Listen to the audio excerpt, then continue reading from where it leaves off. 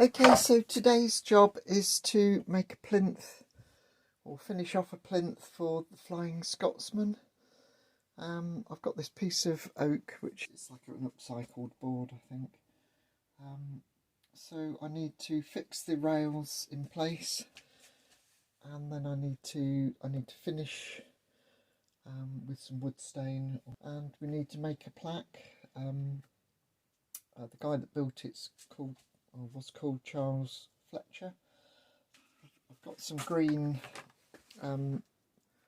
signboards, so this stuff's quite nice. It's a sandwich of a coloured sheet with a different colour, contrasting colour on the inside. So as you, with the engraving machine, as you cut through the green, you get the white. So I'm pilot drilling at a slight angle and then fixing the track down with wood screws to the baseboard. The ruler is being used to get the two pieces of track in line. So some quick bit of sanding by hand, and then on to using some varnish. This is a water-based varnish, so it's quite nice to use. No horrible fumes or anything, and you can it dries clear but goes on sort of a milky colour.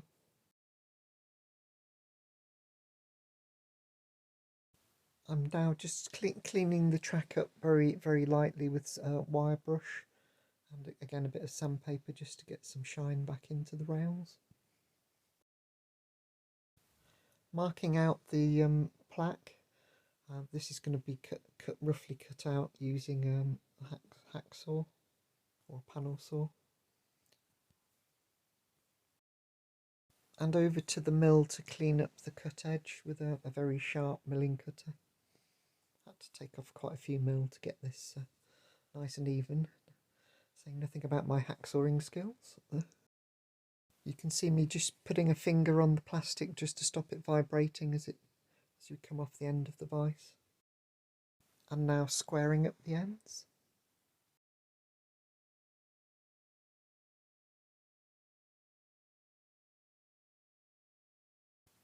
So I've got the text or the copy set up, and I'm now tracing each letter in turn.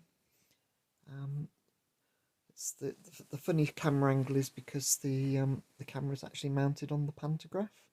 So I'm slowly working my way through each letter in turn, and I'll show you what's going on at the business end. We're now engraving the second line of text, and I did have a few problems with the cutter. Seemed to keep getting gummed up with plastic, so the green plastic seemed to be melting onto the cutter. So I'm not quite sure if I got the speed a bit wrong or whether the cutter had just started to go blunt, but I sort of soldiered on and sort of had to redo several letters and scrape the plastic off with a knife. You can see me doing that now. So that was a little bit frustrating, but we got there in the end. Okay, so that's the results I've got with the nameplate. Not perfect. It's the first time I've used this multicolour stuff.